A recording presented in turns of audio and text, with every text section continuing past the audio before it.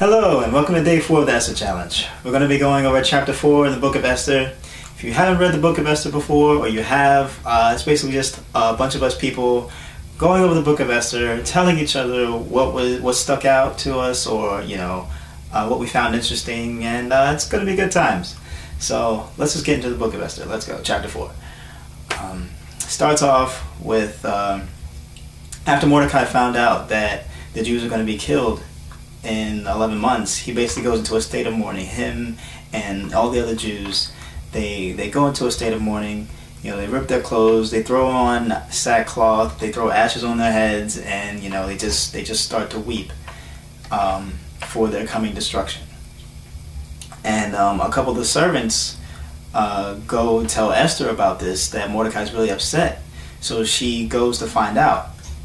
So what Mordecai tells her, what's going on, because I guess her being in the kingdom, she doesn't really know what's going on in the town.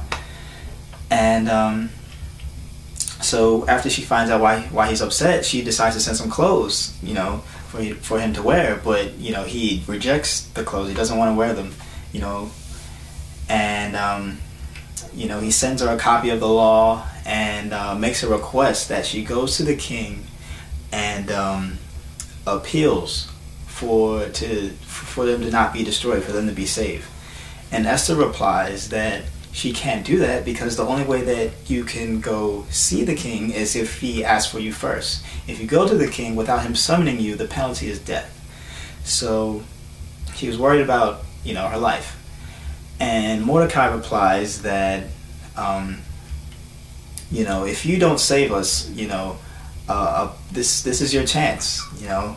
If you don't save us, something else probably will. But don't you think that with your position, with you being where you are now, don't you think that you're in a place where you could save your people? And don't think that just because you're the queen, you're exempt from being killed. And so Esther replies and says, what?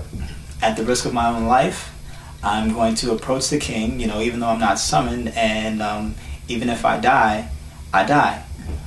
But I'm going to try. So that's the end of chapter 4.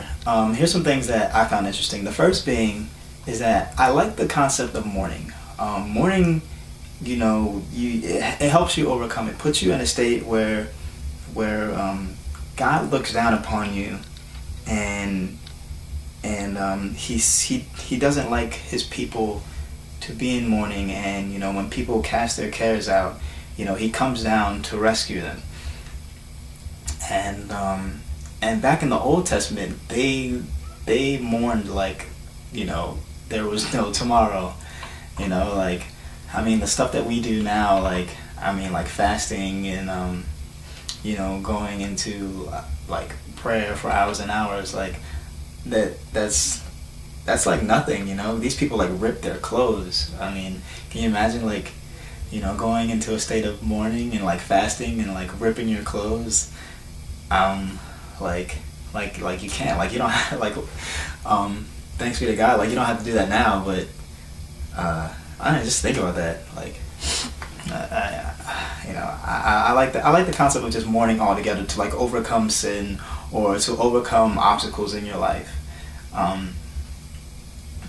because it only brings rescue, and it means that there's a light that at the end of the tunnel. The second thing was just how even though Esther was a queen, she could still be at the risk of dying, because her servants knew that she was the daughter / cousin of Mordecai, and more than likely they were probably going to tell the king, and she was going to be killed. She had to do something, and the third thing was what Mordecai said, like don't you think that you were put in this place for a reason? It's just one of those moments where hey, this didn't happen for no reason. you were this is what your purpose was, and I think like it's crazy. Like, hey, this is what you're here for. This is you're here to save the Jews, and I think I how do I put this? I think we search now for what our purpose is, and I think we wait for people to say, this is what you were put on earth for, and it's so hard, talking about your purpose and like why you're here, and like we want people to say, this is what you were here for, but sometimes I think we just need to talk to God and just look at where we are now and just do what we know to do, and do what's right, like we want so bad for someone to say, don't you think that this is what you're here for, or this is what your purpose is, go live it out, and yeah, that's something that stuck out to me, was that whole concept of purpose, and and the last thing was just her using her sacrificing her life for people. That's love, man. That's sacrifice, knowing that like you could die at the drop of a dime, and going forth to save the people, to save your people. That's love. That's great.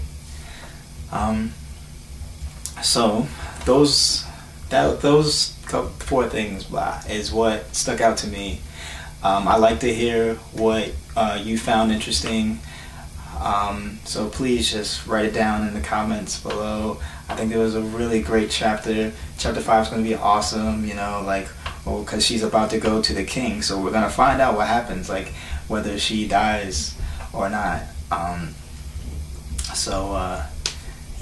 It's getting pretty tense. Don't forget to go on Twitter, look up #ESTHER and just see who else is reading this book along with you, and look at what they found interesting and see if it matches up with yours, and just this is good study time. Like this is great.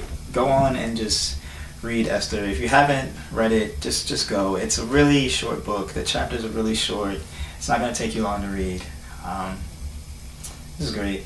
I'm James Chase, and I will see you tomorrow.